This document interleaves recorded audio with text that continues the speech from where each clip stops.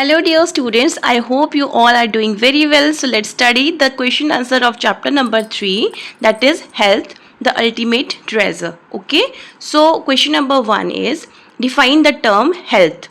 So you will simply write it is defined as a state of complete physical, mental and social well-being.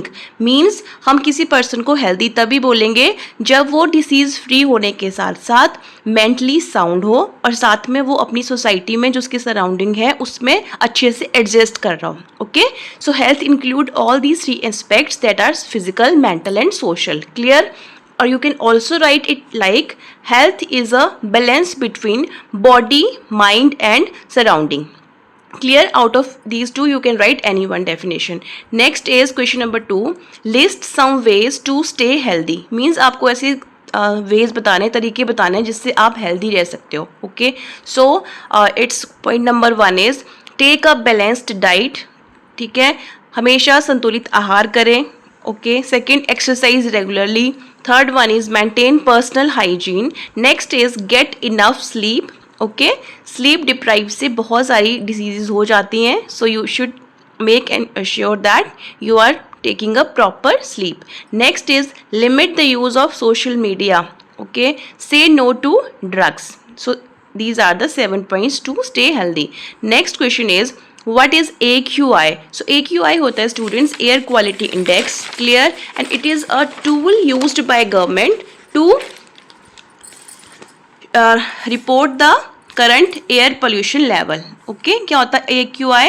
It is a tool used by government agencies to report the current air pollution level. So always remember, smaller value of AQI means healthier air and high value जैसे जैसे air quality की index की value बढ़ती जाएगी, it means जो air है वो उतनी ही ज़्यादा polluted होती जाएगी. Clear? Next question is question number 4. What is disease? Okay, so a condition of body when one or more organ और ऑर्गन सिस्टम ऑब्लिक है, मतलब जब एक ऑर्गन हमारे शरीर का या फिर पूरे का पूरा ऑर्गन सिस्टम. क्या होता है ऑर्गन और ऑर्गन सिस्टम? जैसे हार्ट है, ठीक है, जो हार्ट है वो एक ऑर्गन है. ओके, और ऑर्गन सिस्टम में क्या होगा? पूरे का पूरा कार्डियक सिस्टम मीन जिसमें हार्ट भी होगा, ब्लड वेसल्स भी होंगी, आर्टरीज भी होगा, ब्लड भी होगा, उस ब्लड के अंदर क्या क्या सेल्स हैं वो भी होंगे, वो सारा एक कार्डियक सिस्टम बन गया. तो भले वो एक ऑर्गन काम ना कर रहा हो या फिर पूरे का पूरा ऑर्गन सिस्टम काम ना कर रहा हो, तो उस कंडीशन को हम क्या बोलेंगे? डिसीज. क्लियर हो गया? Next is question number 5. Differentiate between communicable and non communicable diseases. तो इनकी एब्रीविएशन है CDs and non CDs, NCDs sorry. ठीक है, सो डिफरेंस जब भी आपको आता है कहीं भी एग्जाम में आए या क्लास टेस्ट में, तो हमेशा उसको इस तरह से लाइन लगा के ही प्रॉपर वे में आपको एक्सप्लेन करना होता है. उससे क्या है कि बिल्कुल क्लैरिटी आती है कि इनमें एक्चुअली बेसिक डिफरेंस है क्या. ठीक है, सो जो कम्युनिकेबल डिसीज हैं they are also known as contagious diseases and these are non contagious diseases. Clear? So first is disease caused by a pathogen. Generally जो कंटेजियस डिसीज होती हैं students, they are caused by pathogen, और pathogen होते हैं disease causing micro organisms like bacteria, fungi, virus et cetera. And जो non contagious disease हैं they are mostly caused by unhealthy lifestyle. Sometimes genetic factors are also responsible for this, but mainly unhealthy lifestyle is responsible. Clear? Second is they spread through direct or indirect contact. Do not spread through contact. Clear? Third one is dengue, flu, COVID-19, chickenpox, typhoid and HIV/AIDS is also a contagious disease. Though ये handshake करने से नहीं फैलती, but still it is a contagious disease. Clear? याद रखना. Next है example of non communicable diseases. So you can write diabetes, asthma, cancer et cetera. Clear? Next is question number 6. What are the causes of CDs? So I have told you just pathogen like bacteria, virus, fungi, protozoa and worms are the main causes of communicable diseases. Is that clear? Now come to the next question, that is question number 7. What is the difference between vector and pathogen? These two terms are frequently used while you will read this chapter, but they are not same, they are different. Okay, vector and pathogen में ये difference है basically. जो pathogen है that is the main cause of for a disease. किसी बीमारी के होने का मुख्य कारण, मतलब इसकी वजह से disease होती है, उसको बोलते हैं pathogen. जबकि vector जो है वो disease का main cause नहीं होता, वो सिंपली क्या करता है, ट्रांसफर करता है डिसीज को, कहाँ से, अनहेल्दी पर्सन, सॉरी हाँ यस, अनहेल्दी पर्सन टू, मतलब disease person to a healthy person, clear, carry the pathogen from infected to healthy person. Example के थ्रू इसको अंडरस्टैंड करेंगे। प्लाज्मोडियम कॉज मलेरिया, जो मलेरिया होता है वो होता है प्लाज्मोडियम से, तो वो उसका प्लाज्मोडियम जो है वो एक पैथोजन है। और जो फीमेल एनोफ्लीज मॉस्किटो है, मतलब जो मादा मच्छर है, वो क्या करता है, वो कैरी करता है प्लाज्मोडियम को infected person to healthy person, so वो हो गया उसका वेक्टर। क्लियर हो गया। Next is question number 8। So write about the spread of communicable diseases.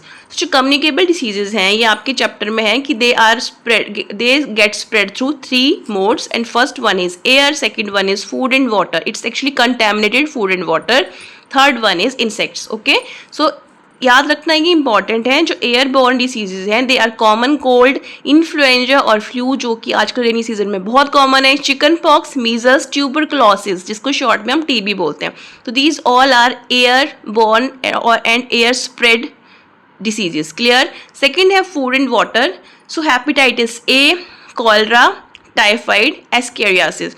So last one is through insects, malaria, dengue fever, these are caused spread through insects. ठीक है, सो मैंने आपको एक वीडियो में ये सारे डिटेल में करवाए, इनके कॉजल ऑर्गेनिज्म स्प्रेड कैसे होते हैं, how we can control them, but still if you need any help you can comment. Okay, so next question number is 9.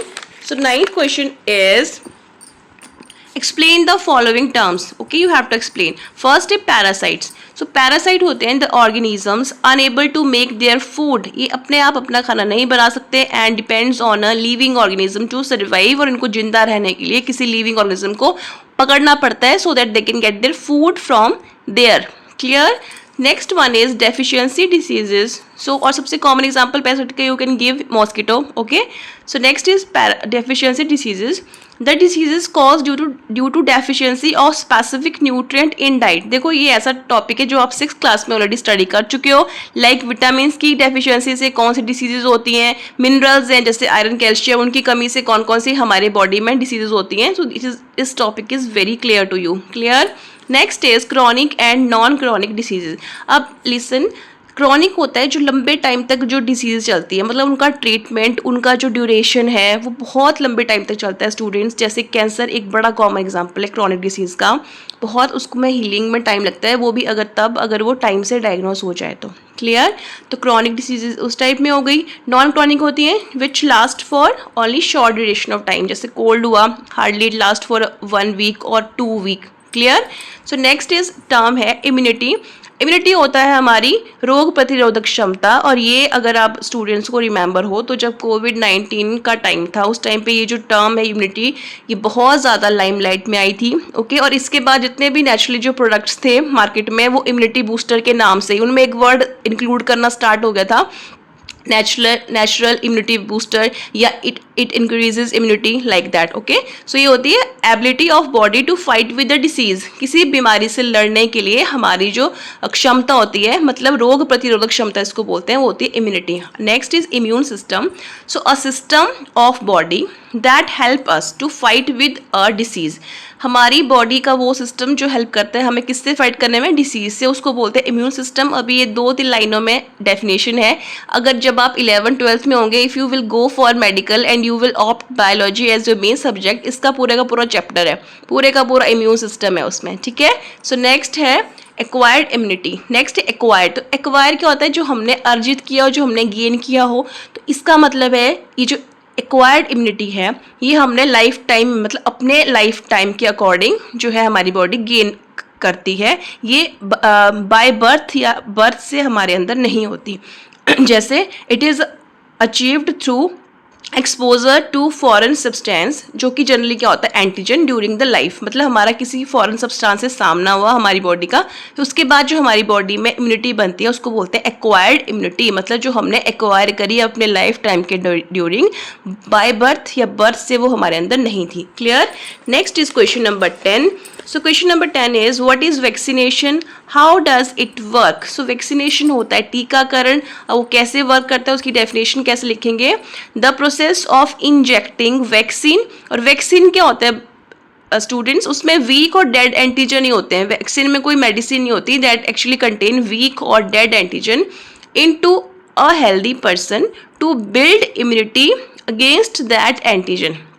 Okay, बड़ा सिंपल सी इसके पीछे वो है इसकी जो वर्किंग है कि आपकी बॉडी में क्या करेंगे, किसी एंटीजन होते हैं पैथोजन या कोई डिसीज कॉजिंग ऑर्गेनिज्म, उसका कोई वीक स्ट्रेन, ठीक है, जो मतलब आपको नुकसान ना करे, कोई वीक स्ट्रेन या फिर उसकी कोई डेड फॉर्म आपके अंदर इंजेक्ट करेंगे. ओके, और उसके बाद क्या करेगा, वो जो एंटीजन जैसे आपकी बॉडी में जाएगा वो आपकी बॉडी में इम्यून सिस्टम जो होगा आपका उसको स्टिमुलेट करेगा कि आप एंटीबॉडीज बनाइए इस एंटीजन के अगेंस्ट. एंटीजन होता है जो हमें बीमारी करता है, एंटीबॉडी होती है जो हमारी बॉडी में बनती है और हमें बीमारी से बचाती है. किससे फाइट करके, एंटीजन से. ओके, तो वो जो एंटीजन है उसने हमारे सिस्टम को, इम्यून सिस्टम को स्टिमुलेट कर दिया कि आप एंटीबॉडीज इस एंटीजन के अगेंस्ट बनाइए. अब होता क्या है, ये एंटीबॉडीज जो होती हैं वो लॉन्ग टाइम तक हमारी बॉडी में, हमारे ब्लड में परसिस्ट करती हैं और इनकी मेमोरी बहुत शार्प होती है.